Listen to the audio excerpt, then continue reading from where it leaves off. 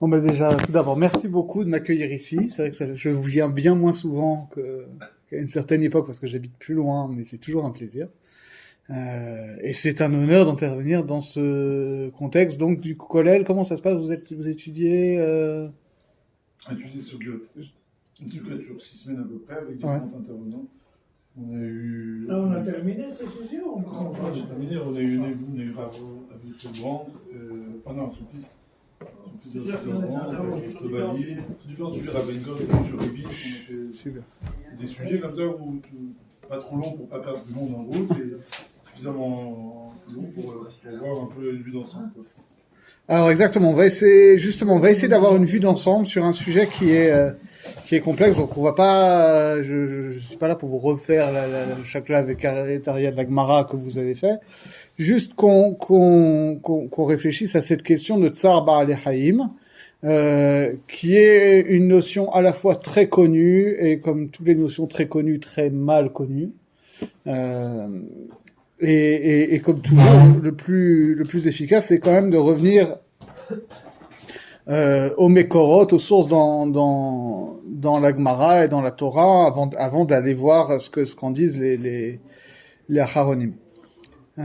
Et donc, Dafkaz, sur Tsar Ba'al Haïm, il y a, on peut dire, deux grandes Mekorot.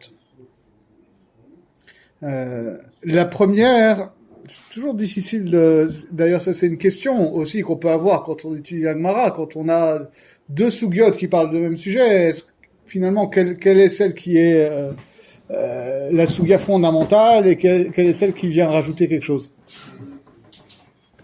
Parce que bon, il y a la sougia de Baba Metzia dont on va parler, mais il y a une autre sougia en Shabbat, en Kuf Kafret,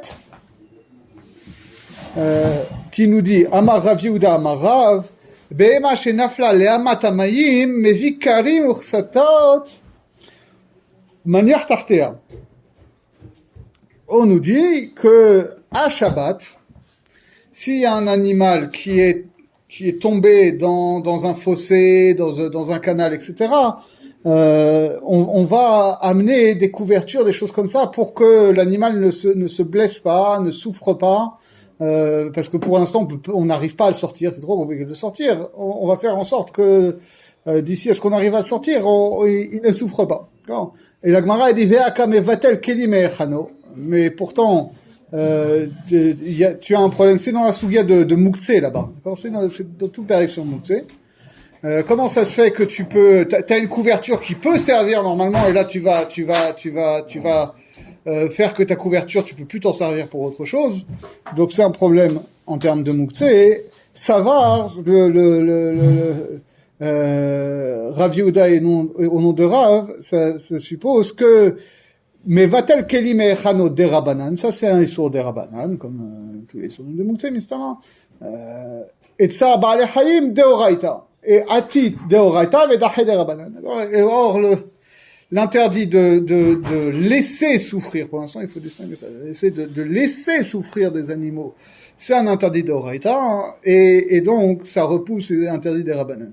Il faut savoir, petite parenthèse historique, que c'est une très très vieille histoire ça, hein, puisque dans les Avdilalef Avdalim, dans les évangiles, c'est une discussion que Jésus il a avec les Pérochim. Et que Jésus leur dit, mais vous-même au niveau de Shabbat, non seulement vous reconnaissez Pikuach Nefesh pour les hommes, mais même pour les animaux, vous dites que s'il y a un animal qui tombe comme ça dans un fossé, il faut l'aider. Donc c'est quelque chose, on sait historiquement qu'à l'époque de Baït Sheni, c'était quelque chose qui était admis. Je ferme ma parenthèse, parce que c'est pas notre sujet. Ça c'est la première souga. Ou a priori, Tsar Ba'al Haïm c'est Doraita. Et là-bas, c'est énoncé comme Mistama, une évidence, quoi. Et notre autre souga, c'est la souga donc dans Bava Metzia, qui là-bas parle de justement qu'est-ce qu'on fait dans le cas, c'est dans le célèbre Perek Elu Mitziot que tous ceux qui sont passés un peu par l'école juive ou la yeshiva, ils ont fait au début de leur cursus, de qu'est-ce qu'on fait avec les objets trouvés. Là, c'est la souga où on parle de qu'est-ce qu'on fait quand on tombe sur un animal, est-ce qu'il est présumé perdu, et donc, s'il est présumé perdu, il faut le ramener à son propriétaire. Et à ce moment-là, et donc, dans le cas ici, où deux psukim particuliers qui nous parlent de qu'est-ce qu'on fait si une bête, on voit qu'elle ploie sous le poids de sa charge, et qu'elle souffre à cause de ça, ou qu'elle a perdu sa charge et qu'il faut l'aider à recharger. Et très rapidement, pas pour refaire toute la souga, parce que vous l'avez déjà fait, mais pour rappeler les paramètres de la souga, ce qui rentre en jeu, il y a une discussion d'une part entre Rabbanan et Rabbi Shimon, de savoir est-ce que le fait d'aider le propriétaire à charger l'animal, est-ce que ça on le fait gratuitement ou est-ce que on a droit à une compensation financière pour l'effort qu'on a fait, même si c'est une mitzvah, mais on aide le propriétaire, d'accord, on rend service au propriétaire de l'animal. Mais Chachamim et Rabbi Shimon sont d'accord que le fait d'aider l'animal en fait à ne pas être souffrir à cause de sa charge, ça c'est sûr qu'on le fait gratuitement, d'accord. Sauf si le propriétaire dit puisque tu fais ta mitzvah, mentalité malheureusement on connaît aussi, puisque t'as une mitzvah, alors j'en profite, tu le fais tout seul. Non, parce que lui aussi il a une obligation d'aider son animal, etc. Voilà, on fait pas à sa place, mais on l'aide gratuitement. Okay. Et en contrepoint, on a la chita de Rabbi Yossi à Galilée qui dit si l'animal ploie parce que la charge est trop lourde, c'est parce que à ce moment-là, on n'a pas d'obligation d'aider. Et ce qui se dessine assez bien, et la discussion après le montre aussi de savoir est-ce qu'on aurait pu déduire l'une de l'autre en fonction du paramètre de Tsar Baal Echaim et de Chesron Kis, c'est que ce qui est en jeu fondamentalement ici, c'est est-ce que notre devoir d'aider l'animal, c'est un devoir envers l'animal ou est-ce que c'est un devoir envers le propriétaire? Et ça, c'est, j'ai envie de dire, le nœud de la discussion. Parce que cette mitzvah de Tsar Baal Echaim, elle est très spéciale dans le sens où, et encore une fois, ici, on ne parle pas de est-ce qu'on a le droit ou pas de faire souffrir les animaux. C'est quand on voit un animal souffrir, est-ce qu'on a un devoir vis-à-vis de l'animal? Et on n'en voit pas beaucoup des mitzvot comme ça, où c'est un devoir vis-à-vis de l'animal. C'est-à-dire, si on parle d'un chiyuv, on va parler, est-ce que c'est un chiyuv envers mon prochain humain, ou est-ce que c'est un chiyuv envers Akadosh Baruch Hu? Ben Adam Lechavero, Ben Adam Lamakom. Ça, c'est les paramètres qu'on a classiques. Et si c'est un Issour, on connaît les célèbres Hakirot entre Issour Chefza, un Issour c'est un objet interdit, et Issour Gavra, c'est un Issour qui porte sur la personne. Et ici, mais justement, c'est un cas où c'est un chiyuv qui n'est pas ben adam lachavero, parce que l'animal n'est pas mon chaver, okay. Et mistama, c'est pas ben adam lamakom non plus, alors il va falloir savoir comment on se situe. C'est le propriétaire de l'animal. Pardon? C'est le propriétaire de l'animal. Alors, on peut résoudre comme ça. C'est-à-dire que pour Rabbi Yossi à Galilée, c'est clair qu'on n'a pas d'obligation envers l'animal. On a une obligation envers le propriétaire de l'animal de l'aider à décharger sa bête parce que sinon sa bête va mourir et que lui, il va perdre de l'argent. Et on a l'obligation de l'aider à recharger parce que sinon il va perdre de l'argent. Mais si le propriétaire s'est comporté comme un idiot et qu'il a surchargé sa bête, alors on n'a plus d'obligation. Mais pour Chachamim et Rabbi Shimon, c'est pas comme ça. On a une obligation envers l'animal, même si on n'a plus d'obligation envers le propriétaire. C'est ça la question. Et d'après le premier avis, ce serait quoi? Ce serait le propriétaire qui souffre de voir sa bête partir, c'est ça? Le propriétaire, il n'a pas envie que sa bête elle meure. La souffrance, c'est bien de quoi? De la perte d'argent, c'est ça? Voilà. C'est-à-dire qu'il n'y a pas vraiment, pour Rabbi Yossi à Galilée, il n'y a pas de notion de... Alors, d'ailleurs, c'est assez intéressant de voir que comment c'est exprimé dans la Gemara, on va dire En tsar ba'alei chaim deoraita. C'est pas une notion deoraita, tsar ba'alei chaim, pour Rabbi Yossi Agali, par exemple. Est-ce que c'est quand même une notion d'Erabanan ou pas? C'est pas explicité. Mais Mistama, alors il y a toute la Shaklavitaria dans la Gemara que je vous passe, mais Mistama, la conclusion de la Gemara, Ce serait pas des rabbinans. on peut dire que c'est des Rabbanan, mais la Gemara, elle dit pas le mot des Rabbanan. Elle dit pas des Rabbanan. C'est curieux, mais elle dit pas des Rabbanan. Mais d'après comment expliquer Rabbi Yossi Agali, sinon. Ouais, c'est vrai que c'est compliqué, parce que même si c'est des Rabbanan, il y aurait quand même un Ça chiyuv. commence pas, en fait. Ouais. Sinon, la marloquette fondamentale entre entre Rabbanan, Rabbi Yossi Agali, elle commence pas. En fait. Alors, elle commence quand même, parce que le fait que ce soit Deoraita ou des Rabbanan, et c'est justement ça qui est, à mon avis, le nœud de la question qu'on a ici, c'est le fait que, même si on dit Tsar Ba'alei Chaim Deoraita, et que c'est quelque chose de très spécifique, parce que on a un devoir envers l'animal en tant que tel, et pas juste envers le propriétaire, pour autant, c'est pas une obligation absolue. D'accord ? C'est pas Pikuach Nefesh d'Oché Shabbat où tous les Isurim vont sauter à cause de Tsar Ba'alei Chaim. On va dire Tsar Ba'alei Chaim c'est Deoraita, et donc par rapport à des choses qui sont des Rabbanan, par exemple Mouktsé, etc., ça va sauter. Et c'est là qu'on en vient à une question, et d'ailleurs on voit très bien par la suite, et c'est quelque chose, on a tendance, à mon avis, enfin moi j'ai tendance à le sauter quand je dis la Suga, parce que ça vient à la fin de la Suga, on a l'impression que c'est une question accessoire, mais c'est très important, parce qu'on nous dit, et par contre, si tu es dans une situation entre, tu as le choix, tu as deux mitzvot qui te présentent à toi, d'aider à soulager l'animal de ton ami, et d'aider à recharger l'animal de ton ennemi, alors c'est le deuxième qui a précédence, alors même que normalement, toute la Sugia a l'air de dire que le fait de décharger l'animal, c'est plus important que d'aider à recharger, parce que décharger l'animal, c'est Tsar Ba'alei Chaim, alors que aider à recharger l'animal, c'est que pour aider le propriétaire.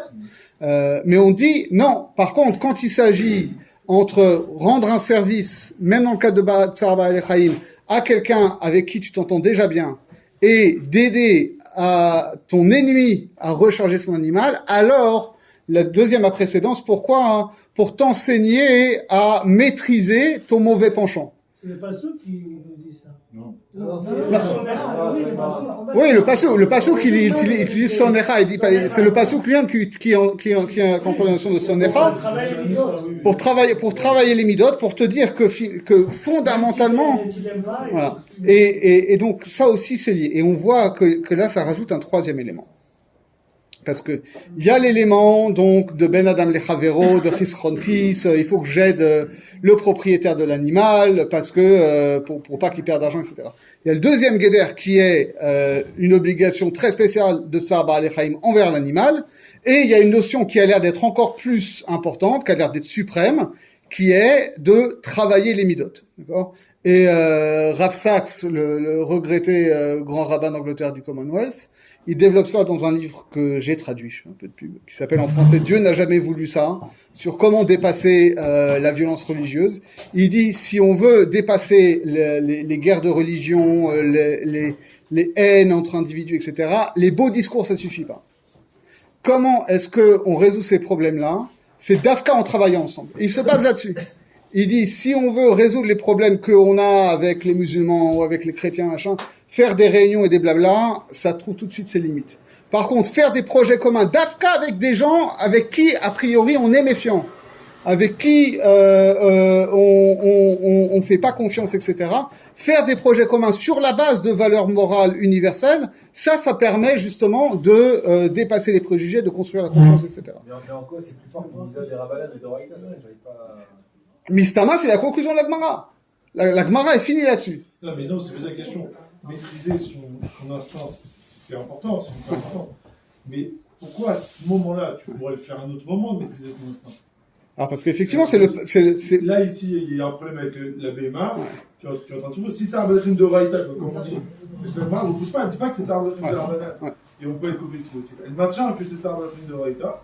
Comme Banim ici, c'est ni très ni chaud. Ouais, exactement. C'est-à-dire, on a 3 Gdarim. On a un Guéder de mitzvah classique de, je vais aider quelqu'un pour pas qu'il ait un Ézek, ce qui est le thème classique de tout Bava Metzia, ok? On a un thème plus profond comme ça, qu'il y a un chiyuv vis-à-vis de quelqu'un avec qui il n'y a pas de réciprocité puisque c'est un animal, etc. Et il y a un troisième guéder qui a l'air d'être un guéder uniquement moral où on aurait l'impression que ça, normalement, ça passe, c'est pas une mitzvah positive, ça passe après. Okay. Est-ce qu'il y a peut-être un élément sous-jacent qui est de l'appel à la Chakamora? Par cet élément qui est la Torah de l'appel à la Chakamora, il faut travailler sur cette idée d'analyser son ennemi. Et juste un point sur la. Non, mais bien sûr, mais c'est plus fort, c'est la mitzvah, elle s'applique sur ce Non, parce que c'est pour ça que l'élément qu'il faut rajouter, c'est que la mitzvah de Tzahar Balachaim, c'est pas une mitzvah active, c'est une mitzvah d'assistance. D'accord, c'est une mitzvah d'assistance on dit aujourd'hui l'assistance en personne en danger, mais c'est une assistance à un animal en danger ou en train de souffrir. Si je ne fais rien, il souffre. Là, on va dire, c'est que au moment où si je ne fais rien, je rate la mitzvah. En revanche, de donner la préséance à un animal, en tout cas à l'assister, face à l'autre, à aider son ennemi, montrer au contraire, quand on aide son ennemi en premier, ça montre réellement que je veux travailler cette mitzvah, plutôt que d'aller... ça serait facile de le faire après. De le faire après, oui, tu n'avais pas le choix, il restait que moi. Alors que le montrer, le faire en avant, et tu pourras toujours l'aider après la bête. Alors que quand je le fais en premier, je donne la préséance à mon ennemi, clairement je veux travailler cette mitzvah et je lui envoie un message beaucoup plus fort à l'ennemi. J'aurais pu très bien choisir l'animal qui souffre, et je te choisis toi.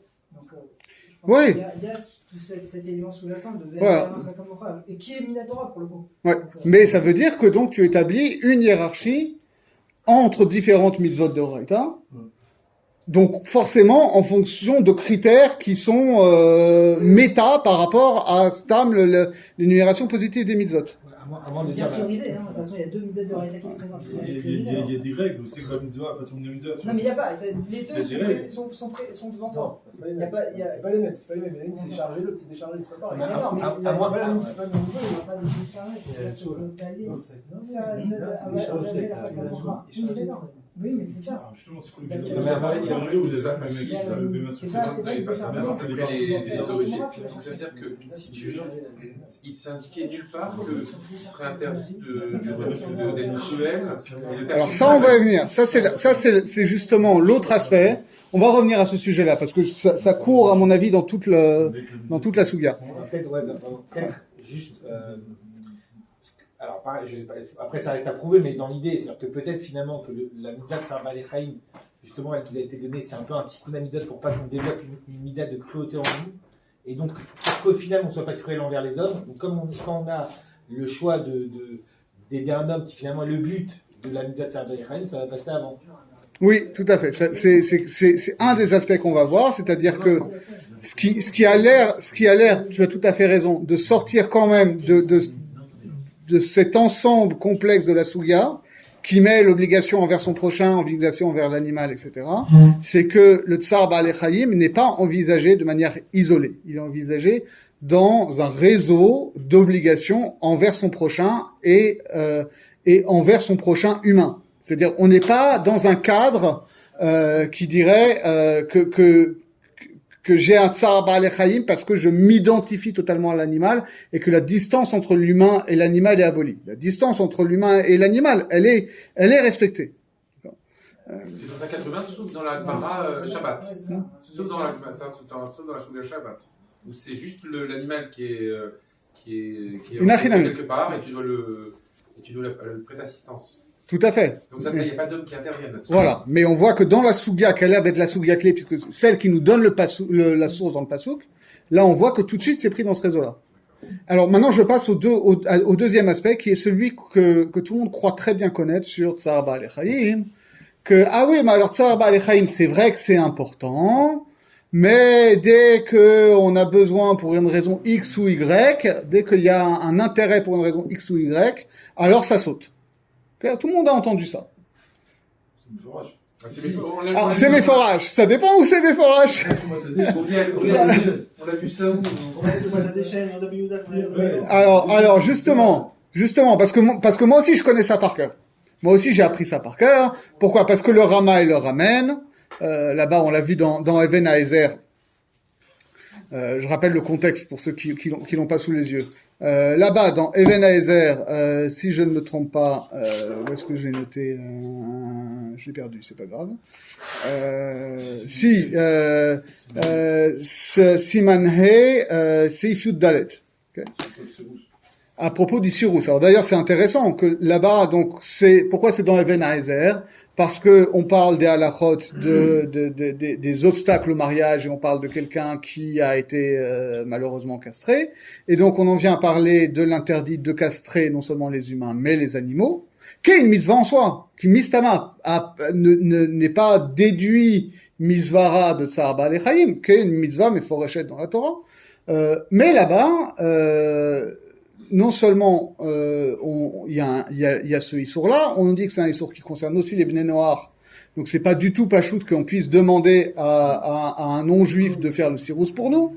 Et là-dessus, le Réma rebondit en apportant le sujet de Tsar Ba'alei Chaim à propos du fait de plumer les oies vivantes. Et là-bas, il dit, mais de toute façon, dès qu'il y a un tzorer, c'est doré Tsar Ba'alei Chaim, et la source c'est Trumat Hadeshen. Okay. Trumat Hadeshen, il rapporte des svarot qui sont pas des gmar. Ce que je veux dire, c'est que c'est pas dans des gmarot meforachot. Oui, c'est ça. Donc, Lushin là-bas, le béma, l'inivra pour l'homme. Voilà, parce que il y a cette notion générale que l'animal a été créé pour les besoins de l'homme. Moi, je vous avoue, si on peut parler comme ça, je trouve pas que les preuves de Trumat Hadeshen sont absolues. Oui, d'accord. L'autre source, c'est dans Isur Ve'eter Ha'aror, Isur Ve'eter Ha'aror, dans le Siman Nuntet. D'accord? Où là-bas, dans le contexte de Pikuach Nefesh, d'Oche Shabbat, et dans le contexte de qu'est-ce qui est permis Mishum Refoua, il rapporte, c'est pas très clair, parce qu'il dit, le Rosh il dit, et le Tosfot il dit, alors on a l'impression que c'est le Rosh qui dit au nom de Tosfot, en fait c'est deux choses différentes. Le Rosh il dit que quand c'est pour des raisons médicales, même si on n'est pas sûr que ça marche, il n'y a pas de Darka Emoris, ça il faut. Je fais une parenthèse rapide, c'est-à-dire que l'idée qu'on va faire des choses qui ressemblent peut-être à de la superstition, parce que c'est pas prouvé scientifiquement que ça marche, mais il y a quand même une svara qu'on comprendrait si ça marche, pourquoi ça marche, et qu'on fait ça pour des raisons médicales, alors c'est permis, d'accord? Ça s'appelle pas de la superstition. Okay. Et après il rapporte, mais a priori ça n'a pas grand-chose à voir mais c'est le Isur Ve'eter Ha'aror qui le rapporte dans la suite. Il dit, et Tosfot, ils disent que quand il s'agit d'un tzorer pour l'homme, il n'y a pas de Isur de Tsar Ba'alei Chaim. Alors le problème, c'est que Tosfot, ils disent pas ça. Tosfot, ils disent pas ça. La seule source dans Tosfot, c'est dans Avodah Zara, qui est d'ailleurs ramené aussi en parallèle dans Tosfot chez nous, dans Bava Metzia, hein, où on nous dit, où on pose la question que à l'époque, quand il y avait un roi juif qui mourait, on procédait à des destructions d'objets. D'accord ? On brûlait sa litière, etc. Et on coupait les sabots des chevaux. Tosfot, ils disent, mais comment est-ce qu'on pouvait se permettre de couper Mistama, déjà nous on fait plus ça aujourd'hui, ok? Ça relève des mœurs d'une certaine époque, on avait une certaine notion de ce que c'était le Kvod Melachim, et ils disent, bon, du fait qu'on fait ça pour Kvod Melachim, et le Kvod Melachim c'est l'honneur de toute la communauté, alors l'honneur de toute la communauté c'est Doré Tsar Ba'alei Chaim. Il y a quand même un fossé entre dire voilà un truc qui concerne un rituel exceptionnel pour la mort du roi, c'est Doré Tsar Ba'alei Chaim, ce qui est déjà il faut comprendre aussi la démarche de Tosfot. Tosfot il vient pas à la base déduire quelque chose, de dire ben voilà ça c'est permis. Ils se disent mistama les gens font ça donc il faut trouver un éther. C'est une logique qui est à l'envers, d'accord? C'est-à-dire, il faut pas confondre, parce que Tosfot, ils ont les deux démarches, d'accord? Parfois, ils partent de la Sougia pour déduire des nafkaminot à la Chalemaase, et parfois, ils partent d'un usage attesté, qui a l'air d'être contraire au pshat de la Gemara, hein, pour essayer de trouver un éther, quoi. Okay. Ça, c'est Meforech, c'est une braïta Meforech. Les questions à se poser. Non, c'est vrai que dans Vodazara, ils font souvent ça. Mishumeva pour justifier des rapports avec les goïms au Moyen-Âge. Mais ici, c'est une braïta Meforech, la question. Qu'on fait ça. Donc, non, qu'on fait ça, que c'est pas Baltashrit. Okay, et surtout que c'est. une pratique à leur époque, c'est une pratique que la braïta elle a enseignée, qu'ils faisaient ça. Maintenant, est-ce qu'à l'époque, la braïta, ils faisaient ça parce que c'était dommé au goïm? Si, la Braïta, pourquoi la Braïta est le rapport dans Avodazara? Parce que se dit, mais attends, à la base, il n'y a pas de logique à faire ça. D'accord? Il n'y a pas de rationalité à aller détruire des objets ou à aller mutiler des animaux parce qu'il y a un roi qui est mort. Et Mistama, les goïms font ça avec leur roi aussi. Alors, je comprends pas cette action. C'est plus censé d'aller tuer une bête au Beth Amikdash. On voit déjà, à l'époque, c'était con. Alors, il a rien mis ça, les corbanotes, on va venir. Ramami te dit que ça a été... La bombe H pour la deuxième partie. C'est-à-dire que ce que tu décris maintenant... On est en train de dire que c'est pas logique de brûler des choses pour le roi. J'ai envie de dire qu'à notre ça, c'est notre raisonnement. Non, mais Inachinami, c'est-à-dire, si tu compares ça aux corbanotes, alors ça ressemble à ce qu'on offre des corbanotes à l'âme du roi. Mais il n'y a pas de Sarah Balachaim dans les corbanotes. Tout ce qui est corbanotes et shrita, il n'y a pas de Sarah Balachaim. Non, il n'y a pas de Sarah Balachaim, mais là, qu'on a vu avec, dans l'idée. Mais avant même de parler de Sarah Balachaim, la Sougia la Sougia dans Avodazara, elle est sur Darkei Emori, c'est-à-dire des trucs qui n'ont pas de sens et on le fait parce que les goïms le font. Et la question de Baltashrit. Okay. Et c'est Tosot qui rajoute Sarah Balachaim. Okay. Mais, de toute façon, même si on admet qu'auquel l'usage à l'époque était justifié, qu'il n'y a aucun problème. Okay. Mais Mistama, déjà, pour Tosot, c'est quelque chose qui est un peu étranger à leur mentalité. Mais c'est pas le souci. Le fait est que Tosfot, il trouve un éther dans un cas de Kevot Sibour. C'est les Piskei Tosfot qui déduisent de là que dès qu'il y a un tsorech, alors il n'y a plus de Sarah Balachaim. Okay.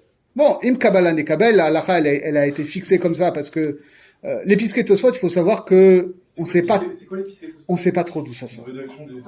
C'est un tour comme les Piskei Harosh. Il y a des discussions. C'est-à-dire que c'est clair que c'est pas les Baalei Tosfot qui l'ont fait. Okay. C'est des générations postérieures qui ont compilé les maskanotes qui sortent de Tosfot. Mais à cette époque-là, déjà, il y a plusieurs collections de Tosfot qui circulent. Et Mistama, il y a plusieurs collections de Piskei Tosfot qui circulent. Donc, le fait que nous, on ait ça dans nos Piskei Tosfot, dans nos Gmarot, c'est intéressant, mais ça n'a pas le même poids qu'un Tosfot en tant que tel. Bon, Inachinami, après, ça a été repris par le Trumat HaDeshen, c'est repris par le Rama, etc. Mais, encore une fois, même si c'est rapporté par le Rama, c'est important de savoir que ces choses-là, c'est pas une Gemara Meforeshet, c'est quelque chose qui est le fruit d'une élaboration, que c'est un Tosfot qui vient de trouver une Zvara pour expliquer pourquoi on faisait ça à l'époque, et ensuite c'est déduit par des Piskei Tosfot qui sont repris par Trumat HaDeshen, qui sont repris par le Rama, etc. Si je peux me permettre, par rapport au Tosfot, lui, il a un vrai problème, parce que pourquoi il parle de Kvod Sibour? Parce que dans ce Sarah Balachaim, en réalité, si on regarde Stam, il n'y a aucun révar pour le vivant. C'est ça qui dérange Tosfot. Quand il y a Mechadesh, le problème du Kvod Sibour, en fait, c'est pas que, puisque tout le monde en profite, alors il n'y a pas Sarah Balachaim, c'est qu'en fait, il y a un révar pour la collectivité, alors ça marche, alors ça s'appelle un révar. Vous voyez, c'est pas forcément, il faut qu'il y ait un révar pour tout petit bourg pour se considérer comme un... Déjà, les deux Tosfot, dans Métia, il ne parle pas de Kvod Sibour. Attends, c'est-à-dire, il faut voir les mots, parce qu'il dit Veshani kevod ameler, shiu kevod lechol Israël, ça c'est vrai.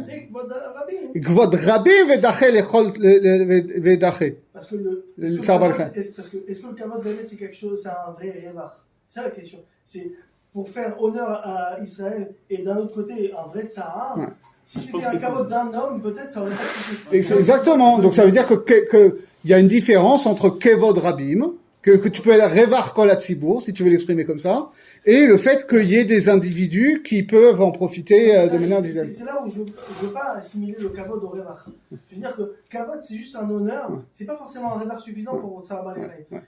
Mais il faut qu'il y ait le kavod de tout un petit monde. Mais le revar d'un homme, ce serait suffisant pour dire vous poussez ça. Ouais, j'entends, mais Bah, tu vois bien, il peut prendre une cible aussi. Déjà, pourquoi on peut bloquer déjà? C'est ça qui est. Les cibles, c'est qui? C'est pas d'après moi, c'est que chez nous, c'est que chez les juifs. La cible, c'est Nassir Bedin. Donc peut-être que c'est pour le Cibour, pas en tant que votre mère, mais que votre Torah qui a une cible. Mais le kavod, encore une fois, le kavod, c'est pas un intérêt qui doit. Mais moi j'ai du mal à faire rentrer, je veux dire vraiment pshat à pachou, j'ai du mal à faire rentrer ce klal qu'on construit comme ça chez le Troumat des chaînes, que finalement Tsar Balechem, dès qu'il y a un tzorer, ça saute, avec le fait que dans nos sougiotes, ça a l'air d'être quand même un principe qui a un certain poids, d'accord? Parce que c'est un peu ce qui se passe. Enfin, c'est intéressant de savoir comment ça se construit. Alors, c'est ce qui se passe, c'est qu'effectivement, les sougiotes de Tsar Baal qu'on a vues, elles se rapportent à l'obligation qu'on a envers une bête qui souffre déjà. Et on parle pas vraiment du fait de faire souffrir une bête ou pas. Mais ça, misvara, ça paraît un peu bizarre de dire, attention, même un Issour Shabbat des Rabbanan, ça saute par rapport à l'obligation de porter assistance à un animal, mais par contre, ce même de Horaïta, il va sauter si finalement j'en tire un révar. Et en réalité, va se poser la question de qu'est-ce qu'on appelle un révar. C'est-à-dire, quand on est dans un cas de imi efshar, inachinami, c'est-à-dire s'il n'y a pas moyen de faire autrement, et donc on peut comprendre, si on prend les débats contemporains sur la shrita, okay, prenons ça parce qu'on voit bien le caractère concret du problème. Inachinami, personne ne peut dire que la shrita est absolument sans douleur. Il est fort probable qu'il y ait une douleur quelque part. Mais du fait qu'on a un éther de la shrita, on n'a pas moyen de faire absolument sans douleur. On ne peut pas faire autrement. Mais la Torah, elle a fait C'est fil. le mieux, c'est le mieux. Voilà. Mais pour autant, tu vois bien que tous les poskim qui vont essayer de donner un terme à la shrita, ils vont dire parce que c'est un moyen de minimiser le tsar. Oui, mais là-bas peut-être que le post qui m'est parlé par rapport au goïm. Alors peut-être un terme pour les goïm, mais ici on voit de la souga qu'on peut faire souffrir la bête et elle peut souffrir adméod. Il me dit moutard, c'est moutard. On le voit pas de la souga, on le voit du Troumat des chaînes. Non, mais excuse-moi, au cri dans la Mélachim, c'est une braïta mefourchette, où on peut faire un goût. C'est pas attention, tu l'as pas inventé ça. Donc, il est massé, on a autorisé ça. Vous introduisez que c'était une pratique qu'on voulait légitimer. C'est clair. C'est un moura. C'est clair. On n'avait pas de gamorais, ils ont justifié ça. Elle te dit c'est un effet de mode. Pourquoi on va justifier une pratique qui pourrait ressembler au Darkei et Mori pour satisfaire le doigt d'Israël? Mais c'est juste à cause de. Et là-bas, que même les Amorim à l'époque, ou les Tanaïm, ils ont compris qu'il y avait une certaine fois de doigt de Tzibour. Bah, même les Nassifs. Et sur ça, ça va les créer nitré. C'est comme l'Italie, c'est pas. On est dans un monde où la souffrance animale c'est hyper important. Peut-être qu'à leur époque, c'était pas si important que ça. Et donc nous, ça les choquait moins. Et nous, ça nous choque. On voit bien avec les corbanotes et tout. Après Noir, on a... Non, attention. Alors justement, là, il y a une autre notion, puisqu'on parle de shrita, c'est une autre notion qui est bien développée dans la tchouva du Noda Ben Yehuda, mais qui est tout le temps passée sous silence, et sur laquelle les débats actuels sur la shrita entretiennent complètement la confusion. Il y a d'une part le fait de faire souffrir un animal, et d'autre part le fait de mettre à mort un animal. Okay, ça, parce que quand on parle des débats contemporains sur la shrita, qui en fait sont pas des débats sur la shrita, qui sont un débat sur l'industrie de la viande, on focalise sur la shrita, c'est sans étourdissement préalable, parce que on projette sur l'animal une conscience de la mort et que le fait qu'il est conscient au moment de mourir serait une souffrance psychologique, okay, ce qui est quand même une projection anthropomorphique forte, okay, et le problème de la souffrance animale et dans les conditions de l'abattage qui peuvent être déplorables, et pour le coup, la question de l'étourdissement préalable ne règle absolument rien. Parce que quand on dit étourdissement préalable, il ne faut pas s'imaginer que c'est un tampon avec du chloroforme et on leur chante une berceuse. Alors, pour les bovins, c'est ce qu'on appelle un pistolet à tige captive, c'est-à-dire quelque chose qu'on met comme ça, et il y a une espèce de marteau qui part comme ça, et qui crée un traumatisme crânien, et la bête tombe dans le coma. C'est un traumatisme crânien. Et ça pose un problème de très faute, mais au-delà de ça, ça pose un vrai problème de tsar Balei.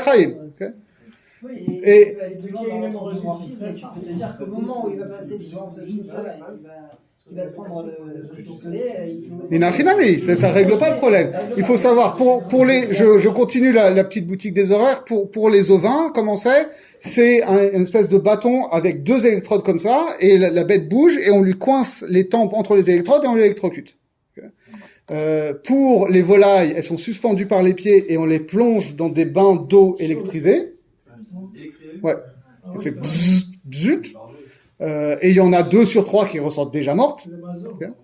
Et pour les porcs, alors là on peut pas dire c'est nous qui le faisons, c'est la chambre à gaz.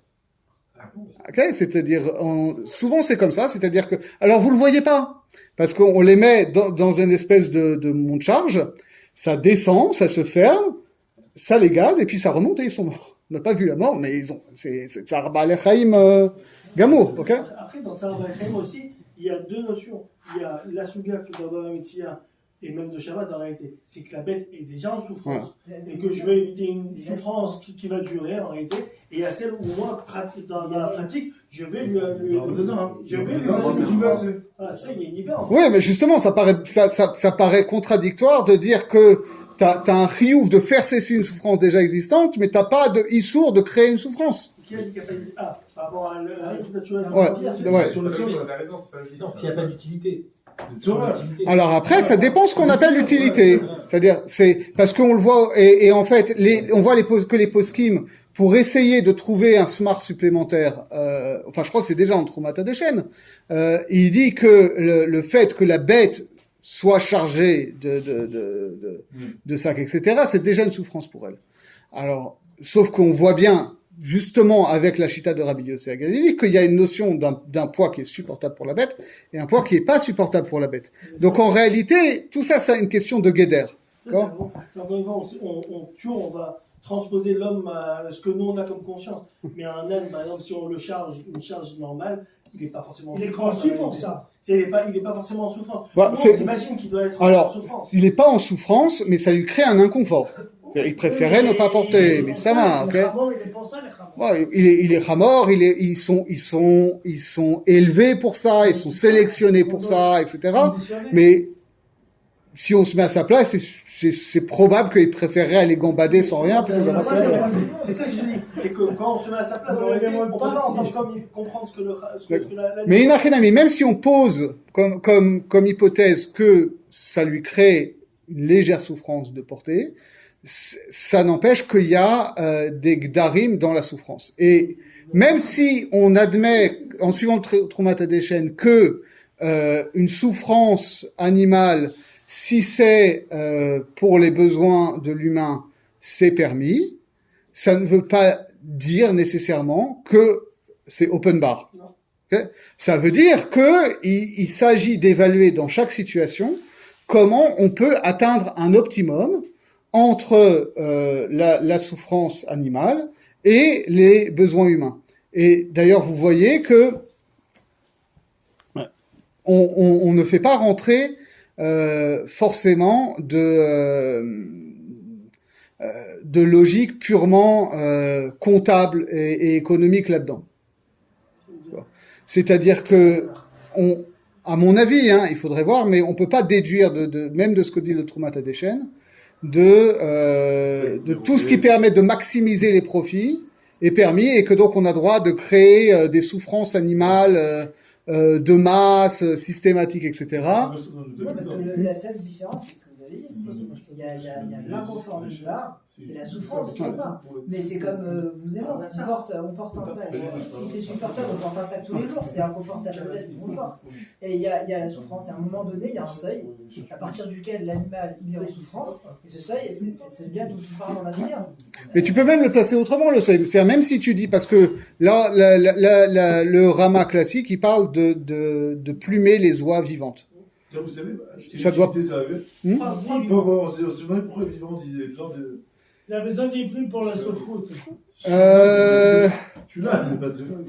Je sais pas exactement, je pense. Mistama, ça doit être plus facile avant qu'après parce qu'on voit que après, si tu ne plumes pas l'oie vivante, tu rentres dans une autre sugia qu'on voit dans Yoredea, dans toutes les halachot sur Melicha, où on te dit comment est-ce que on fait pour détacher les plumes avec une flamme sans qu'ensuite la viande elle soit cuite alors que t'as pas fait Melicha.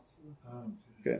Donc alors j'ai pas grandi dans une ferme, donc je saurais pas vous dire. Mais Mistama, c'est plus difficile des plumées mortes. Moi j'étais jeune, je me rappelle qu'on attendait la shrita. Donc il y avait la shrita des volailles. Après, il y avait une queue avec une machine avec des disques comme ça qui retiraient les grandes plumes. Après, les petites, on avait sur les gaz, on tournait comme ça. On passait sur le gaz, c'est ça. Sur les gaz. Voilà. Après, on ouvrait. Voilà. Alors, est-ce que il y a peut-être une question aussi au niveau de l'endroit où on fait la shrita, ou peut-être plumer juste à cet endroit-là pour faciliter la shrita. Okay. Alors là, si c'est dafka ça, alors c'est sûr qu'il n'y a pas de problème parce que si c'est soit ça, soit faire une shrita qui va être ratée et on va rentrer dans d'autres problèmes. Après, Mais la sugia, quand on voit que la Gemara dit la koufet itzro, c'est mieux ça plutôt que d'être poré que la bête de son ami, de son rêve, c'est machement de la sugia que dès qu'il a un intérêt personnel complètement. Alors à ce moment-là, le Tzar Khaim, il s'en non, justement, c'est pas un intérêt personnel. C'est un intérêt moral, c'est un intérêt altruiste. Personnel, pas au sens où ça te satisfait tes besoins matériels, au sens où ça te fait travailler sur tes midotes, où tu as un rêvard spirituel. Et justement, c'est là qu'on en vient à ce que dit... C'est là où on en vient à ce que dit le... Combien de temps on a exactement? On drogue l'animal et on le fait acheter ça pose un problème au niveau de la on va en parler après. On va en parler. tout à l'heure. Ouais, on a combien de temps? Arvit à 10h30. Ok, super. Très bien. Super. Qu'est-ce que je disais? Parce que le Réma, après avoir dit Miikar Adin, il n'y a pas de problème, il dit mais il y a beaucoup de gens qui évitent de le faire. Mishum Achzariut. C'est la suite du nom d'Abiouda. Ils sont tous d'accord qu'au niveau d'île pure, ça passe, mais au niveau des midotes, on ne veut pas. Mais tu vois bien qu'il y a un parallèle structurel ici entre le niveau du din de Tsar Ba'alei Chaim, c'est moutard, c'est pas moutard, dans quel guéder, etc. Et l'idée qu'il y a un impératif moral sur le fond, soit que ce soit de Kovesh et Titzro, soit comme Mishum Achzariut, ou que finalement c'est ça qui est le critère déterminant. Et c'est intéressant parce que il faut comprendre c'est quoi le travail du Réma sur le Shulchan Aruch, etc. Est-ce que on fait un livre de Halacha Psuka? C'est quoi le travail du Shulchan Aruch et du Réma? En fait, le travail du Shulchan Aruch et du Réma, ils sont complètement différents. Le Shulchan Aruch, il est même pas là pour dire la Halacha, entre guillemets. Petit retour historique sur pourquoi est-ce que Rabbi Yosef Karo il a écrit le Shulchan Aruch. À l'époque, il y a, j'oublie à chaque fois son nom, mais un Rav contemporain de Rabbi Yosef Karo qui écrit un petit sefer de Halacha qui s'appelle le Sefer à Agour. Sefer comment? Sefer à Agour. Le livre du boisseau, du faisceau. Non, je me dis n'importe quoi. Bref. Ça c'est Agoud. C'est Sefer à Agoud, pardon. Sefer à Agour. Et il explique dans son introduction pourquoi il écrit ce Sefer là. C'est le premier Sefer de l'histoire juive à être imprimé du vivant de son auteur. Puisque comme on est dans les premières années de l'impression, on a imprimé Rashi, Tosfot, Mishnah, Gemara, tous les Khamim qui étaient Niftarim depuis longtemps. Et le premier qui publie un Sefer de son vivant, c'est le Sefer Agro. Et il dit, je publie ça parce que mes élèves sont venus me voir et ils m'ont dit, il y a évidemment un chiyuv d'apprendre et de connaître toute la halakha. Sauf qu'aujourd'hui, connaître toute la halakha, c'est pas juste connaître Gemara, Rashi, Tosfot, mais c'est connaître tous les Rishonim, et connaître tous les Sifrei Minagim, et tous les Psakim, etc. Et finalement, on passe sa vie à faire ça, et on n'a pas le temps pour étudier les autres halakim de la Torah, qui sont la Kabbalah, la métaphysique, le Midrash, machin, etc., qui sont autant, voire plus importants. C'est-à-dire, la halakha, c'est fondamental parce que c'est le fondement, c'est les fondations de la maison, sans lesquelles t'as rien. Mais ensuite, il y a d'autres étages dans la maison de la Torah. Okay. Et il dit, on passe notre temps à creuser des fondations beaucoup plus profondes et jamais on construit la maison. Donc il dit, j'ai fait un petit sefer de halakha, comme ça la personne elle étudie un sefer à Agour, elle est yotse de son chiyuv de halakha. Rabbi Yosef Karo, il dit, alors oui, mais non. C'est oui sur le principe. Oui sur le principe. Tout le monde ne peut pas passer sa vie à apprendre non seulement tout le Shas et tout Rashi et tout Tosfot, mais tout le Ramban et tout le Rif et tout le Milchemet et tout le Baal HaMaor et le Rashba et le Ritva et le Rosh et le Maharami Rothenburg et toutes les Tshuvot et tous les Sifrei Minagim de Provence et de Bohème et je sais quoi. Il dit c'est pas possible. Donc, mais par contre, on peut pas faire un Kitsour qui fait 150 pages. Donc, il fait le Bet Yosef. Il dit quelqu'un qui fait le tour et qui a fait la Gemara Rashi Tosfot, qui fait le tour et qui fait le Bet Yosef, qui rapporte Bekitsour les discussions des principaux poskim. Une fois qu'il a fait ça, il est yotse du Limouda Halacha. Maintenant, je fais le Shulchan Aruch pour que les gens qui ont fait Gemara Rashi Tosfot Tour Bet Yosef, tous les mois, ils révisent toute la halakha en lisant tout le Shulchan Aruch. Ouais, tous les mois. Mais tu connais, c'est la révision. C'est comme tu fais tes gammes. Il écrit le Bet Yosef où ça? C'est dans l'Akdama du Bet Yosef. Parce que je n'ai pas trouvé dans l'Akdama cette partie-là. Alors je te retrouve à ça. Laisser le temps pour étudier la suite. Alors après, quand il dit le Kitsour, ça c'est dans l'Akdama du Shulchan Aruch. Il explique qu'il fait le Shulchan Aruch pour la révision du Bet Yosef. Okay. Et le Rama, lui, il vient dans un deuxième temps. Il dit, alors oui, donc, en fait, le Shulchan Aruch, c'est pas un sefer qui vient donner la halakha telle qu'elle est pratiquée effectivement à Meknes, ou à Alger, ou à Prague, ou à Tzfat, d'accord? C'est la Gemara telle qu'elle se déduit de Shas Poskim, qui peut être différente de la halakha telle qu'elle a été tranchée ici et là. Le Rama il dit ok, mais en fait ça rend pas du tout compte d'une part des poskim ashkenaz, le Troumat Hadeshen, le Isur Vetera Aroch, etc. Et ça rend pas forcément compte des minagim. D'accord. Donc le Rama il rapporte aussi les poskim ashkenaz et les minagim.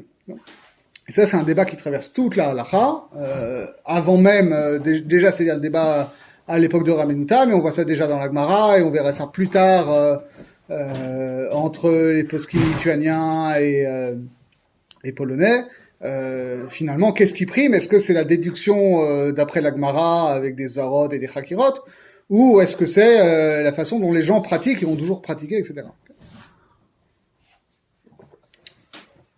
Et c'est intéressant parce que ici, autant dans la Sugya, dans Yoredea, à propos de pas faire de Bracha Shechiyanu sur des vêtements en cuir parce qu'il y a un animal qui est mort, etc., et il dit c'est un Halouche, autant ici, il dit les gens, ils évitent de le faire parce que ils veulent pas être cruels. Ça a l'air il a l'air de dire que Mistama, il faut vraiment faire comme ça. C'est l'habitude populaire. Le Mekor, c'est du Rabbi dans Metzia PE. Exactement, ça c'est le grand Mekor du. Non, le Rabbi avec le veau qui se réfugie entre tes jambes. C'est là de qui du tout. Ouais, le Bioragra est dit explicitement, ça vient de là.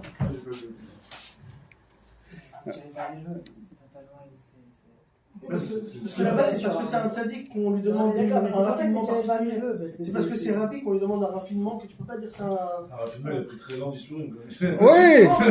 Parce que c'était pas à son niveau d'étude de Nagada pour aller. Mais un simple homme, tu vas pas lui demander de. Non, justement, c'est pour ça que c'est quelque chose qui est très très important à comprendre aussi. C'est que dans ces notions-là, et en réalité comme dans toute la Torah, on ne peut pas la halakha telle qu'elle est donnée, la halakha psuka, c'est le minimum commun. Après, quand on est engagé dans une démarche de avodat Hashem et de tikkun amidot, on peut pas se dire ça y est, moi je suis yotse de mon chiyuv, d'après la lettre de Shulchan Aruch, j'ai pas commis de faute, donc je suis un grand sadique et j'ai pas à aller plus loin. Inachinami, Rabbi c'était un grand sadique, donc lui il s'est pris 13 ans de Issourim. Nous on fera ça, j'espère qu'on prendra pas 13 ans de Issourim, ça veut pas dire qu'on peut se dire ouais mais moi je suis pas un sadique, donc je suis pas concerné, je peux faire n'importe quoi. Après ça veut pas dire qu'il a fait c'est parce qu'il y a eu une histoire inverse que ça s'est arrêté, ça aurait pu continuer en réalité. C'est parce qu'il a laissé la chifra. Il a laissé la chifra ne pas renvoyer une souris, je crois que c'était là-bas, que les souris se sont arrêtées. Donc ça aurait pu continuer même. Ouais, mais on voit ça, c'est quelque chose qu'on comprend souvent de travers dans une souga très très célèbre de la Gemara à propos de David et Bathsheba. David et Bathsheba, vous connaissez tous la Gemara qui dit celui qui dit que David il a fauté avec Bathsheba, il a rien compris. Alors de là, les gens ils déduisent ah ouais bah alors David il avait 100% raison de faire ce qu'il a fait. Mais Habibi, t'as quand même avant la Gemara, t'as quand même Sefer Shmuel. Sefer Shmuel par la bouche de Nathan Hanavi, c'est Akadosh Baruch Hu qui parle à David Améler et lui dit t'as fait une grande faute.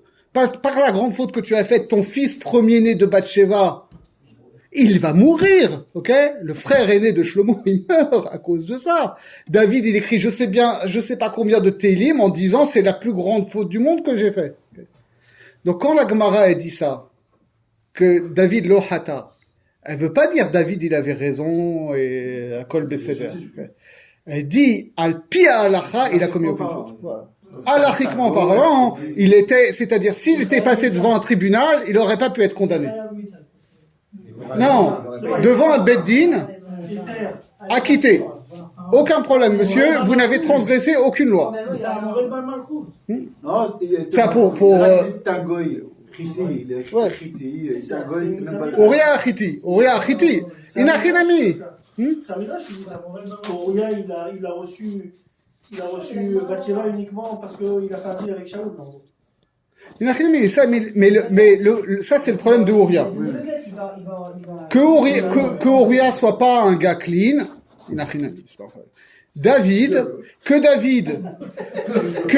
ait tout fait selon la halakha, et que s'il passait devant un beddin, on lui dirait monsieur, vous n'avez transgressé aucune halakha, même s'il y a 15 témoins qui disent que vous ont vu faire, etc., on vous condamne pas, vous êtes acquitté, ça c'est clair.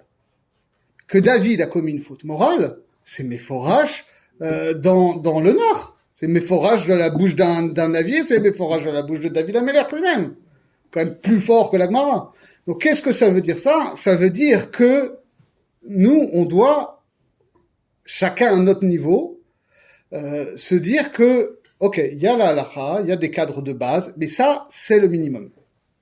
Et ce minimum-là, il doit nous inciter à progresser dans un raffinement moral et spirituel. Et ça fonctionne dans les deux sens, d'accord?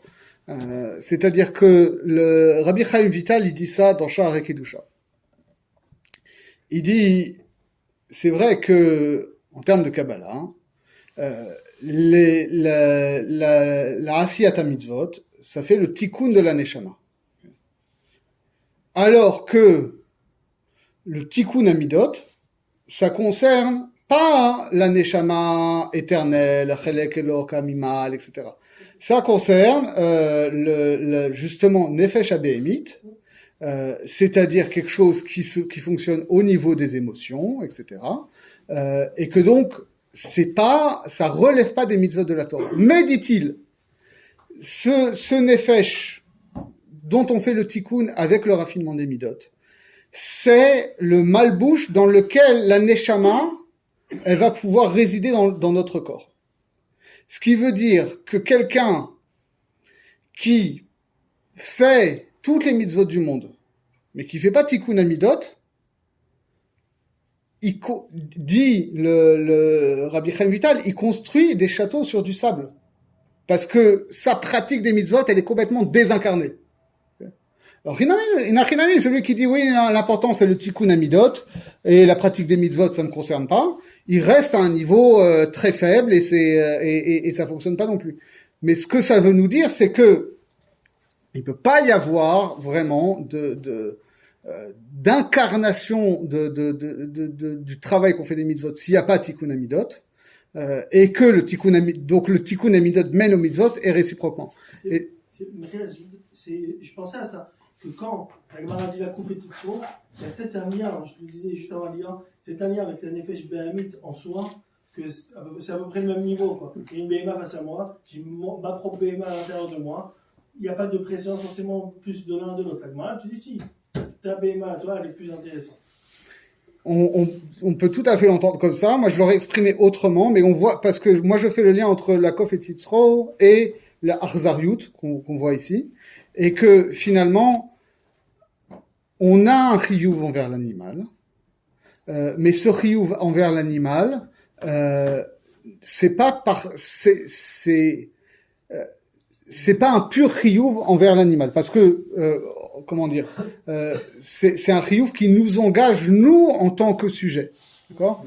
On a un chiyuv envers l'animal parce que comme tu le dis, finalement, on partage une certaine animalité avec l'animal. Et ça, je l'invente pas. Le Ramban, il le dit, j'ai oublié de chercher, mais dans le premier Pérec de Bereshit, il y a un passage où il dit, quand on fait la création des animaux, etc., il dit, par certains aspects, l'homme est un animal. Dans Adam, il s'adressait aussi aux animaux. Oui, voilà, exactement, c'est là. Il dit que l'homme, par sa capacité à sentir et à souffrir, on partage cette animalité. D'accord ? Et que donc, si on travaille nous sur cette animalité, ça on va voir ça avec le Rav Kook, puisque vous voulez qu'on en parle, c'est justement à la fois pour qu'on prenne conscience de cette condition qu'on a en commun avec l'animal, et en même temps de la distance qui nous sépare par rapport à l'animal, parce que justement, nous sommes conscients que cette sensibilité nous donne une responsabilité vis-à-vis d'autrui. D'accord ? Et c'est ce sens de la responsabilité qui fait notre humanité. D'accord ? Paradoxalement, c'est ça. C'est notre sens de notre responsabilité envers l'animal avec qui nous partageons l'émotion et la souffrance, qui fait de nous des êtres proprement humains, parce que on n'est pas juste dans l'affect, mais on est dans la morale et le perfectionnement, etc. Et pour finir, et après on peut discuter, et après on reparlera de la question plus spécifiquement de l'abattage rituel, qui est technique. C'est là-dessus que le Rav Kook base cette célèbre question du... Le foie gras, si tu peux. Et le foie gras, on en parle. C'est pas. On a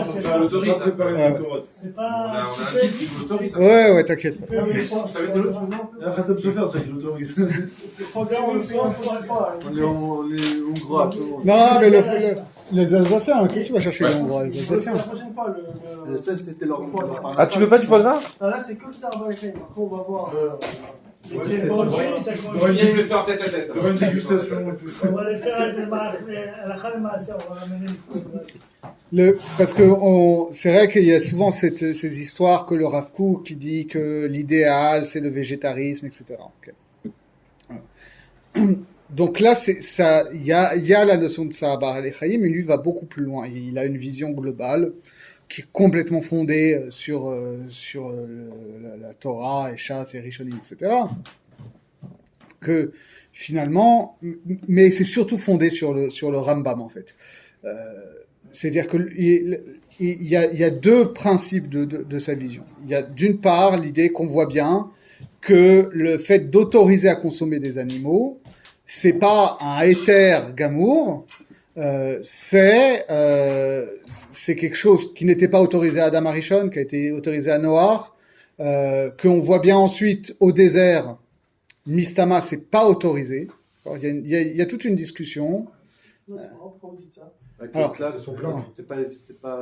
Non, il y a parce que on sait que la mitzvah de Shrita Troulin est donnée à Arvot Moav. D'accord? De Bassar Ta'ava. Le nom que donne la Torah Bassar Ta'ava est assez révélateur. Okay? Ta'ava, c'est pas un terme positif. Ça peut. Aujourd'hui, oui, parce que bon. Chez nous, contre Ta'ava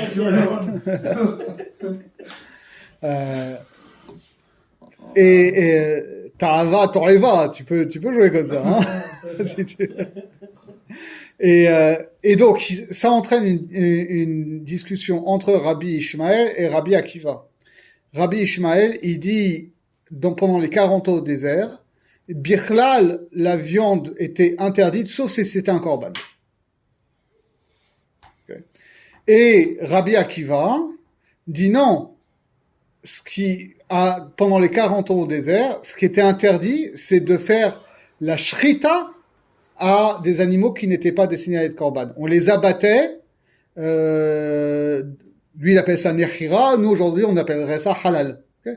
Et d'ailleurs, Rambam le dit. Rambam dit que avant, il faisait nechira kechol hagoyim. C'est-à-dire, il y avait un abattage, mais c'était pas un abattage avec tous les dinim de shrita, etc. D'accord? C'était permis pour la période du désert, parce que la halakha c'était proscrit. C'est-à-dire, avant le don de la Torah, la question se posait pas, et même ensuite, entre Har Sinai et Arvot Moav, soit ils avaient pas du tout droit à Choulin, soit ils avaient pas droit à Shrita Choulin, parce que Shrita c'était un acte rituel de Korban, et ils devaient faire un abattage qui était distinctement profane, et ce qui a été renouvelé à Arvot Moav, c'est de leur dire maintenant, mais il n'y a pas de nafkamina entre Rabbi Ishmael et Rabbi Akiva à ce niveau-là. Maintenant, quand vous allez manger de la viande, vous allez procéder à un abattage rituel. C'est-à-dire, avec les dinim de Shrita qui avant étaient réservés aux korbanot, maintenant vous allez l'appliquer à la viande. C'est peut-être quelque chose qu'on raconte au Gan, mais il me semble que c'est un midrash. C'est pas pour ça qu'on mange, l'une des raisons pour qu'on mange du laitage à Shavuot, c'est parce qu'ayant reçu la Torah, il n'avait pas eu le temps d'apprendre à la fois de Shrita. Alors moi aussi j'ai entendu ça au Gan. Non, c'est j'ai pas cherché, j'ai cherché la source. Ouais, moi j'ai pas trouvé vraiment une source. Ça doit ressembler à un truc comme ça doit être une adaptation de ça. Hein? Il rapporte ça dans le coup de 7. C'est quoi la référence? J'ai pas vu la référence, il rapporte ça. Il dit pas que ça me. Mais en tout cas, on voit bien que c'est manger de la viande, c'est pas un truc qui est complètement ouvert. C'est quelque chose, et on le voit bien, la moitié des halakhot de kashrut tourne autour de ça. On fait pas n'importe quoi avec la viande, on fait pas n'importe quoi avec les produits animaux, c'est un truc qui est encadré. Donc de ça, et du fait que, Bichlal, à l'époque de Adam Arishon, c'était complètement interdit, le Rav Kook, il applique le paradigme qui est très choquant, que Rambam il applique aux korbanot.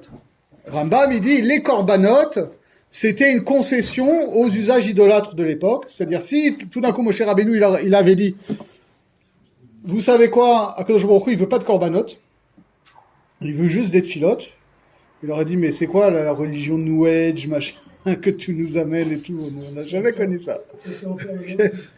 Et attends, encore plus choquant, le Rambam il dit, c'est comme si aujourd'hui je vous disais, Akadosh Baruch Hu, il veut pas des tfilotes, il veut juste que vous méditiez sur l'existence d'Akadosh Baruch Hu, etc. Sous-entendu, Mistama, lui, il pense que c'est ça le Icar, tu vois, que le. Une villa par jour avec Et Nachidami, c'est-à-dire que si tu vas au bout du Rambam.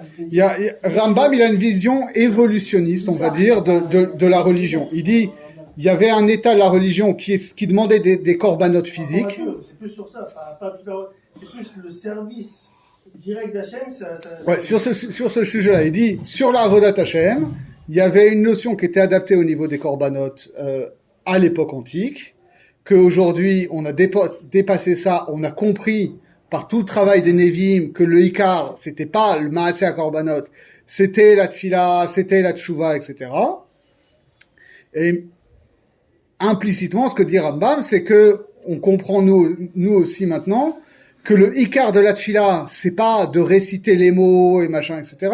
C'est Kavanat Alev, et non seulement la Kavanat Alev, mais que cette Kavanat Alev, elle nous rapproche de Yediyat Hashem. Okay, et de la méditation sur c'est qui Hashem, comment il agit dans le monde, etc. C'est ça pour lui le Ikar. Okay. Et donc le Rav Kook, il adapte le même paradigme à l'histoire de la viande. Il dit, l'idéal, il était posé à l'origine, qui était on mange pas de viande, que ensuite, vu que c'était pas possible d'interdire complètement la consommation de viande, alors on a fait une concession, on a autorisé la viande dans un cadre très strict de la kashrut, shrita, basar bechalav, machin, etc. Mais que Mistama, la logique de l'évolution veut qu'à l'époque de Mashiach, on aura dépassé cet avot-là, et on aura compris que tout ce qu'on a dit ici, que finalement, il est plus élevé moralement et spirituellement de s'abstenir de consommer de la viande, et que donc, à l'époque de Mashiach, où on sera tous arrivés à ce niveau-là, on mangera plus de viande. Ça, c'est la chita du Rav Kook, on peut la discuter, mais elle est basée là-dessus. Ça, c'est une consommation personnelle, parce que Beit Ishi, il y aura les korbanot et tout. C'est-à-dire, ça, il est. Beit Ishi. Alors, on va pas être relais sur ça. Léviathan, il y a la fin. Mais le problème, c'est que comment on sait qu'il y aura que les korbanot seront restitués? T'as une stira dans le Rambam lui-même. D'un côté, le Rambam, il te dit dans Mishneh Torah, quand il y aura Mashiach, il y aura le Beth Amikdash comme avant, il y aura les korbanot comme avant, etc.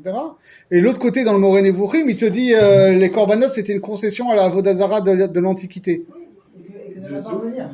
Mais le Rambam, il pose des questions sur le Rambam de Torah, il dit, mais on a déjà vu des korbanot avant Noir. Exactement, Donc, exactement. Ouais.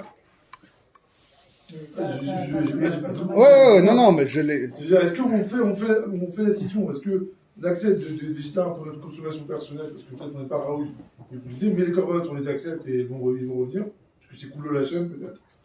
Ou non, même les korbanot, ça va être mis de la telle. J'espère qu'on aura la réponse bientôt. Moi, je l'ai pas. Mais on a vu justement, on a vu dans plusieurs références, on a vu que même c'était pas méforage, enfin, que le fait de manger la viande, c'était peut-être un srout particulier pour certaines personnes qui seraient à Osek Batora, qui seraient Oved. Tout à fait. Il y a un accord dans la Gemara qui dit que Amaret Assour les Chol Basar, okay, parce que justement, c'est cette notion-là, c'est que. Voilà. D'une part, c'est pour donner les kochot, parce que quand tu étudies la Torah, alors il faut forcément tu fais moins de sport et de foot et tout, donc t'es un peu anémié. Donc non, et surtout le sens profond, c'est que manger de la viande, c'est pas un acte anodin. C'est quelque chose qui doit être fait en pleine conscience de ce que ça implique dans notre rapport à l'animalité, la différence entre l'homme et l'animal, du souci de la souffrance, d'éviter la cruauté, etc. Je vous montrais un Kliakar dans Parashat Noah, quand il a eu le terre de pouvoir manger les animaux. Le Kliakar, il dit, ne crois pas que tout le monde peut manger. Noir qui était au Sek Bator avant, je ne sais pas si ça avait fait ça. Sa source à ça. Il dit, lui, on lui a donné la permission de pouvoir manger. Et il explique les différents niveaux de la matière. Et il dit que l'homme, quand il est au Betachem, à ce moment-là, il peut avoir à chaque fois, le végétal va prendre la place dans la chair animale. Et donc, quand la chair animale va se transformer en chair humaine, il faut que ce soit une vraie évolution. Et s'il est resté au niveau BMA, il n'y a aucune évolution, donc tu n'as pas la permission. Exactement. C'est dit qu'il y a quand même. Oui, c'est pour ça que quand on dit, c'est parce que la personne est impliquée dans l'étude de la Torah. Parce qu'en quelque sorte,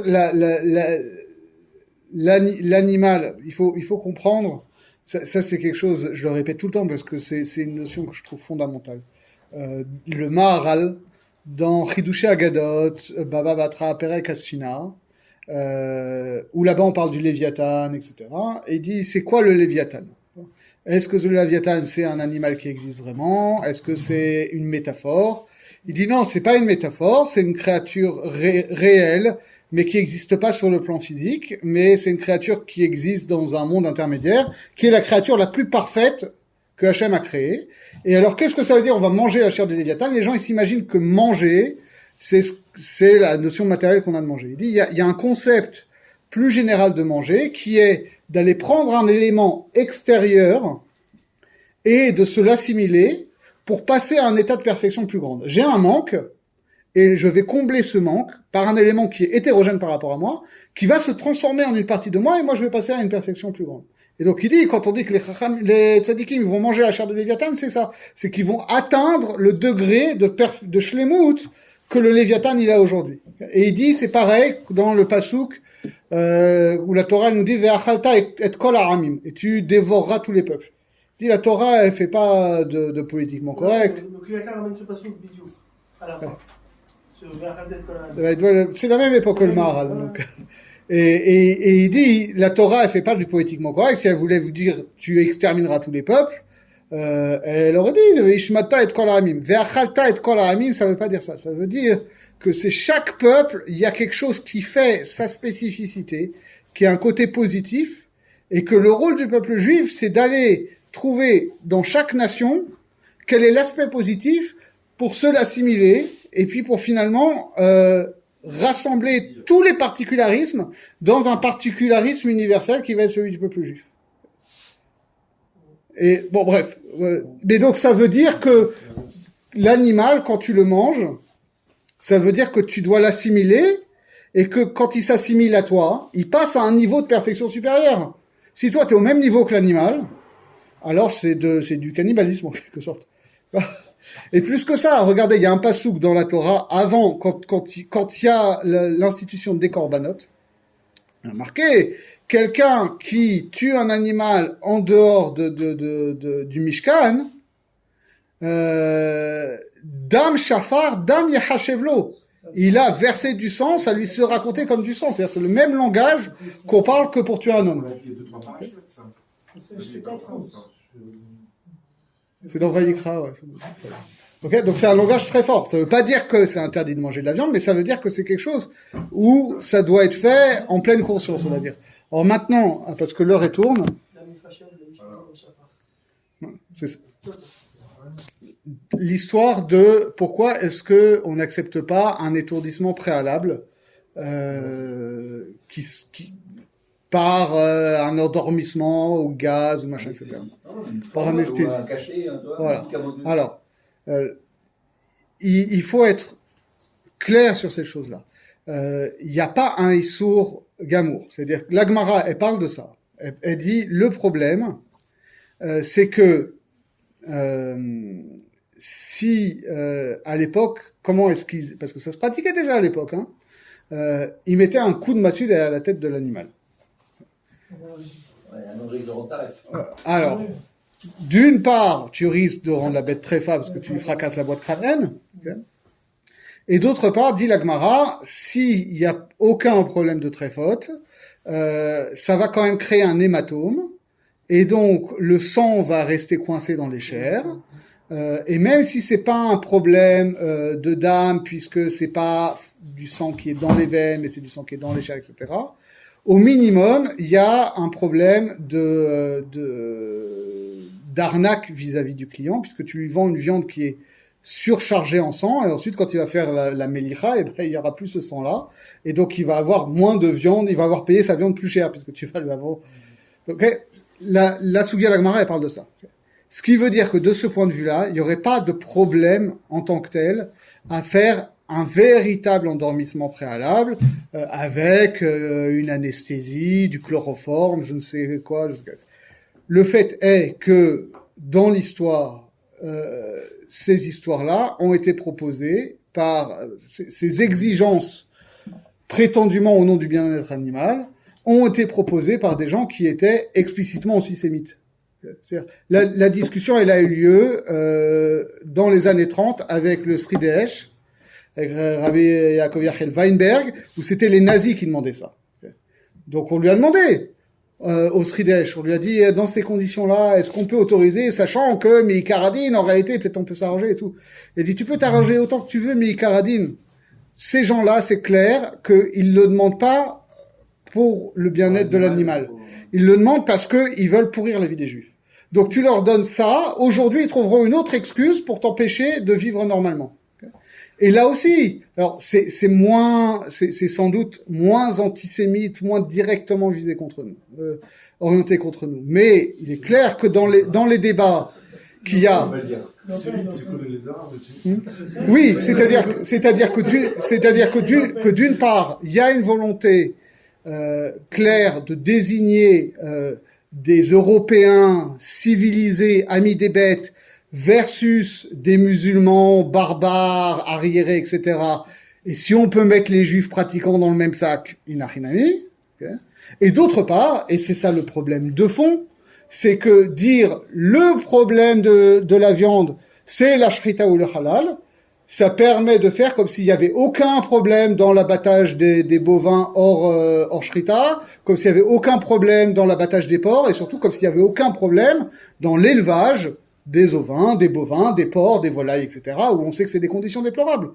Et ce qui pose aussi, alors là je vais vous faire peur, mais ça pose d'autres questions. C'est-à-dire, par exemple, ok, les volailles, on fait la shrita, on vérifie qu'il n'y a pas d'os cassé, machin, etc., et les volailles qu'on achète sont cachères. Maintenant, les œufs que vous achetez, ils sont pondus par des poules qui sont en cage, entassés dans des cages avec une feuille A4 par poule, dans des conditions absolument déplorables. Qui vérifie l'état de cache-route ou de tréfoot de ces bêtes-là? Elle dit qu'il y a un rof. Non mais c'est attention. Regarde aujourd'hui. Regarde aujourd'hui quand tu fais la shrita, quand tu fais la shrita des bovins, tu sais très bien qu'il n'y a pas un rov de bête qui est cachère. Le pas rov cachère. Non, à l'époque la Gemara, les rov abemot kshirot. Ouais, ça a changé maintenant, la réalité a changé. Ça a changé et on sait pourquoi ça a changé. On sait parce que les bêtes elles vivent pas dans les mêmes conditions, elles sont pas nourries de la même façon, et tu vois bien que le taux de tréfote il varie énormément suivant que tu es dans un élevage intensif en Pologne ou que les veaux ils gambadent dans la pampa en Argentine. C'est pas la même chose. Et là aussi, c'est-à-dire on voit très bien comment ça se passe dans les élevages de poules pondeuses. Où les poules, elles s'arrachent les ailes, elles ont les pattes cassées, elles ont on leur coupe le bec pour pas qu'elles se mordent, etc. C'est pas évident qu'on puisse dire là il y a une chazaka, qu'il y a un rov de kshérot. Mais c'est comme ça. Parce que la chazaka, on reste sur cette chazaka tant qu'on n'a pas eu une preuve de chazaka inverse. C'est un peu ça qu'on fait aujourd'hui. Oui, sauf que Efchar les Varer, tu vois. C'est-à-dire, si, on pourrait tout à fait aller faire des inspections. En Israël, ils n'ont pas fait ça. Ils n'ont pas vérifié ça. Mais personne ne va vérifier. Même en Israël, alors que c'est Meoudar et tout. Moi, j'ai pas vu. Alors, il y a une solution. C'est-à-dire, si tu prends des œufs où tu sais qu'ils sont élevés en plein air, machin, etc., t'as moins de problème. C'est moins de problème. Voilà. Comme ici, c'est pratique. Si la poule elle est tréfa, même si elle est encore vivante, les œufs sont pareils, bien sûr. C'est le même problème pour le lait. C'est-à-dire, si on sait que le rov des vaches sont très fautes, alors c'est pas évident que tu peux prendre le lait comme ça. On occupait du jardin. Heureusement, je suis pas possèque là-dessus, je suis pas en train de vous dire du jour au lendemain tous les trucs aux œufs. Mais c'est des questions qui seraient légitimes à poser. Aujourd'hui, l'étourdissement, alors c'est quoi le problème aujourd'hui? Non, il a dit que ce serait possible. Alors, l'étourdissement, il est que d'une part, voilà, d'une part, les techniques d'étourdissement sont soit tuent directement la bête, soit rendent la bête très fin.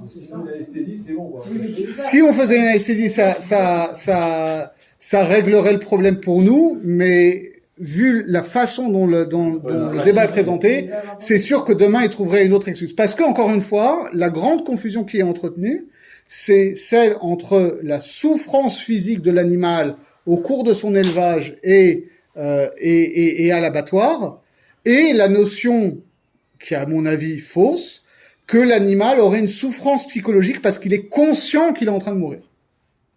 Et donc, il faudrait qu'il soit inconscient quand il meurt. Ça, il y a une nuance, voilà, c'est ça que j'allais dire. À cause de Rabbi Yehuda, qui revient, Rabbi, quand l'animal. C'était par rapport à lui, plutôt. Sur sa tunique. C'est Rabbi tout court.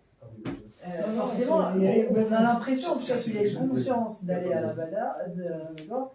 Et du coup, il a peur de ça, il n'a pas envie d'y aller. Donc, je pense qu'il y a une nuance quand même. Oui, alors, mais on pourrait admettre cette notion. Mais c'est pas, mais encore une fois, c'est pas, on peut pas faire équivaloir cette notion-là avec celle de Tsar Ba'al Chaim en tant que telle. D'accord? C'est, et transposer notre peur voilà. à celle de l'animal et dire que c'est équivalent et faire une analogie parfaite, c'est vrai aussi. Il n'y a pas d'analogie à faire. Il y a pas, et même si on veut la faire et que vous travaillez même sur une mida de Arzariut, etc., il faut pas tomber dans ce piège de dire, bah oui, tout ça c'est de la souffrance animale, etc. Non. Tout ça c'est pas de la souffrance animale. Il y a différents degrés. Il y a des choses qui sont évitables, il y a des choses qui sont pas évitables. Il y a des choses qui sont réelles et mesurables. La souffrance d'un animal, c'est réel et mesurable. Par la pression artérielle, par l'activité cérébrale, etc. La conscience de la mort, c'est pas mesurable. Ça n'existe pas, mais c'est pas mesurable. Pas forcément la même conscience que ce que l'on a.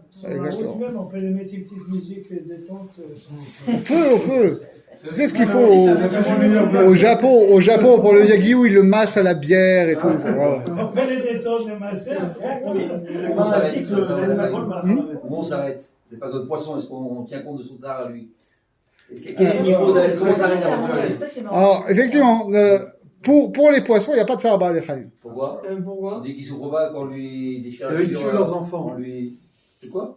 Les poissons, apparemment, ils mangent leurs enfants. Donc, quelque part, eux-mêmes, ils restent là. Ouais, les hamsters aussi, hein, j'ai eu une expérience comme ça. Je conseille pas du tout. C'est interdit. C'est interdit. Non, pas forcément. C'est la nature. Non, alors, encore une fois. La halakha dit, il n'y a pas de Issour Tsar Ba'al Chaim sur les poissons, parce qu'une achinami, pourquoi on dit il n'y a pas de Issour Tsar Ba'al Chaim? Parce que tu vois bien que la Torah, elle te dit pas qu'il faut faire la shrita au poisson. Donc c'est de là on déduit qu'il n'y a pas de Tsar Ba'al Chaim au poisson, parce que le poisson, on va bien le laisser agoniser le temps qu'il meurt. Ça veut pas dire. Ça veut pas dire qu'on peut la shrita. Ça veut, voilà, parce que même si du point de vue de l'animal, il n'y a pas de Tsar Ba'al Chaim, c'est sûr que de ton point de vue, t'as un issur de Hazariut d'aller torturer des animaux, ok? Parce que il y a des. Déjà, un poisson qui veut le remettre, il rentre à l'intérieur, je le ressors, je le rejette, il est en souffrance et. Il y a un lisson, je crois, il va revivre. Je le fais souvent, on fait la pêche pour les kiffs. Non, mais il y a pire, il y a des trucs, une fois j'avais vu ça sur YouTube. Il y a des Japonais, ils font du sushi ultra extra frais, donc ils vont découper les tranches de sushi sur le poisson vivant, et après ils t'amènent sur l'assiette les lamelles de sushi avec le poisson qui a juste les organes et trucs, et il est encore comme ça. C'est horrible. Il a raison, hein, le homard qu'il faut cuire vivant directement dans l'eau chaude et compagnie. Oui, mais quand tu le manges, au moins, Bon, je sais pas, mais quand il est mangé, il doit être mort, je suppose. Mais... Il y en a aussi, ils prennent les poissons comme ça par la tête et ils les font frire le corps avec la tête en dehors et tout. C'est pour ça avec les grenouilles, Ouais, avec les crevettes aussi, ils les font cuire dans un bain d'alcool chaud, et la crevette elle est encore comme ça quand tu la manges. Bon, vis-à-vis de la Torah aussi, ça serait autorisé, puisqu'il n'y a pas de Tsar Ba'al Chaim du tout. Ce serait pas interdit au titre de Tsar Ba'al Chaim, techniquement, mais au titre de Arzariut, c'est sûr que c'est interdit. Il y a des gars qui vermin Achai sur un poison. Non, pas vermin Achai sur un poison. Qu'est-ce que ton problème? Il n'y a pas de vermin Achai pas vermin Achai sur un poison. C'est la distinction à faire entre la et l'éthique, c'est tout. Exactement. Même la shrita sur poulet, c'était pas si évident que ça. Alors, attention. C'est vrai que dans Perek Asar Yochassin, on voit qu'il y a une shita comme quoi il n'y a pas de shrita tarof minatora. Mais ça ne veut pas dire qu'on ne doit pas abattre le poulet. Parce que justement, ça c'est lié à la question de shrita trulin. Parce que si on dit que les dinim de shrita pour les chulin sont calqués sur les dinim de shrita de korbanot. Ce qui mistapma est le pshat de Basar Tava dans Harvé Moab et la marloquette entre Rabbi Akiva et Rabbi Ishmael. Alors, vu que au niveau des korbanot, il n'y a pas de shrita pour les ophot, il y a melika. Okay? Donc, à ce moment-là, ça veut dire que Minatora, il n'y a pas de shrita pour les ophot dans les choulines non plus. Mais c'est sûr que des Rabbanan, il y a.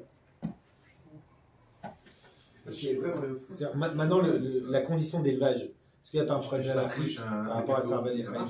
C'est sûr qu'aujourd'hui, il y a un problème. Pourquoi il n'y a aucun rab qui s'est penché sur la question?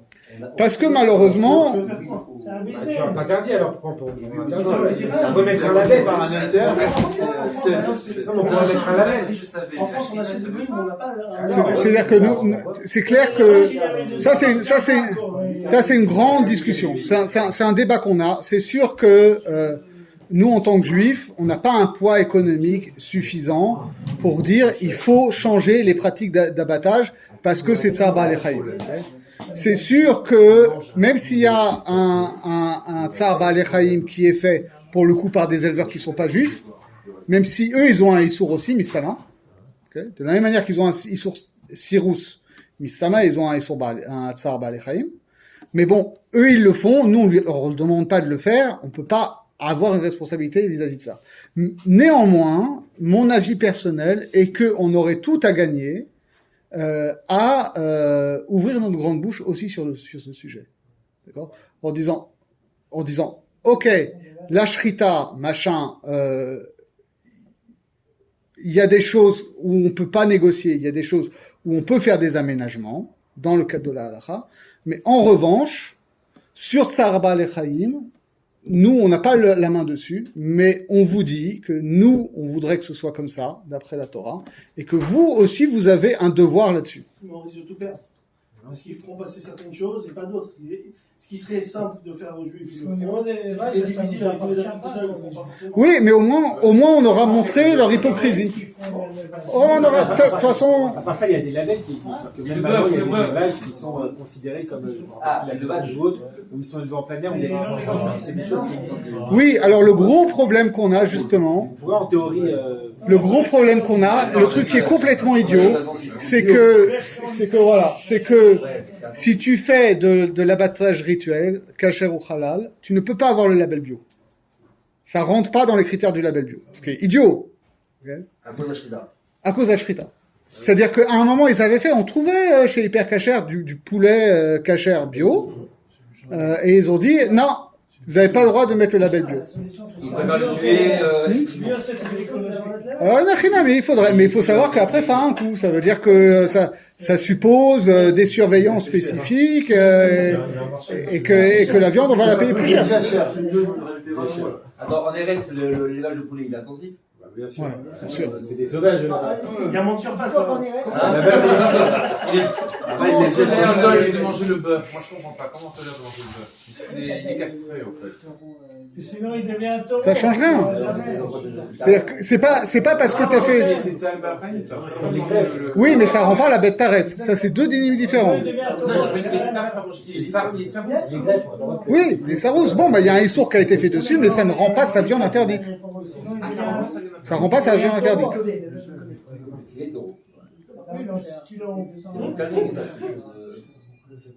Mais c'est alors juste peut-être on finit en deux mots sur l'histoire du foie gras très tchic-tchac.